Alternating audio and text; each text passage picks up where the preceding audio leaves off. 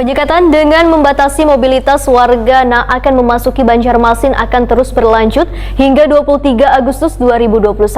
Perpanjangan penyekatan ini dikarenakan masih tingginya angka kasus COVID-19 di Kalimantan Selatan, bahkan menjadi yang tertinggi di Pulau Kalimantan. Sedangkan salah satu lokasi penyekatan adalah di Jalan Ayani, Pal 6, perbatasan Banjarmasin, Kabupaten Banjar. Penyekatan dengan membatasi mobilitas warga yang akan memasuki Banjarmasin akan terus berlanjut hingga 23 Agustus 2021. Perpanjangan penyekatan ini dikarenakan masih tingginya angka kasus COVID-19 di Kalimantan Selatan, bahkan menjadi yang tertinggi di Pulau Kalimantan. Kapolresta Banjarmasin Kombes Pol Rahmat Hendrawan, Wahetakoni Prima TV Beisukan Jumat 20 Agustus 2021 memadahkan dalam kegiatan pelaksanaan penyekatan pembatasan kegiatan keluar masuk Banjarmasin yang hampir sepekan ini didapati ratusan pengendara dari luar kota yang diminta berputar balik lantaran kereda memiliki kepentingan.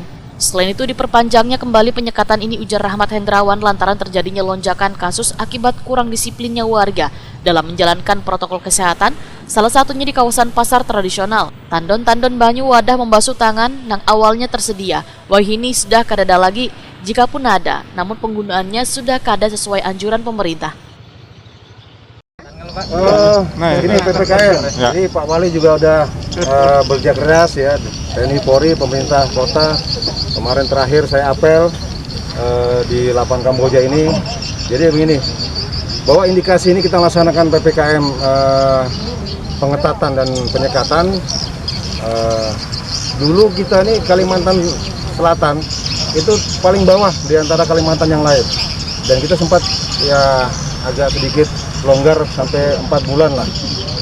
Kemudian ya, karena zona hijau kemarin naiknya Banjarmasin ini karena apa? Mungkin kurang disiplinnya masyarakat mengenai 5M. Kita lihat di pasar-pasar, di tempat-tempat itu sudah tidak ada lagi gentong-gentong atau tempat pencucian tangan. Nah, ini kita perlu galakan lagi. Yang kedua, memang angka kematian dan angka yang terpapar sangat banyak. Ini indikasinya, makanya kita melalui pemerintah Forkopimda kemarin setelah upacara dan anet masalah ini, dan mendukung sepenuhnya kabupaten kota termasuk pemerintah provinsi. Jadi bukan hari malam ini terakhir, kalau memang itu merasa kurang dan kita memang belum ada penurunan, kita tetap sampai tanggal 23 nantinya. Penyekatan selama 2 hari ini malam memang ada sekitar ratusan lah yang kita putar balikan, roda 2 maupun roda 4. Kemudian itu langsung di lapangan. Kemarin Kasat Provinsi juga memanggil Pak Wali Kota juga ke lapangan, termasuk dari Kodim. Anggota memang dengan semangat sampai pagi tadi juga jam 6.30 melaksanakan pemeriksaan di Pal 6 dan di Kaitangi. Dan mudahan kita lihat 3 hari ke depan apakah mungkin ada penurunan, tapi bukan hanya penurunan saja, tapi mengingatkan pada masyarakat ini bukan shock terapi. Mari sama-sama, selain kita aparat yang di lapangan, masyarakat juga sadarkan diri untuk tetap disiplin menggunakan masker.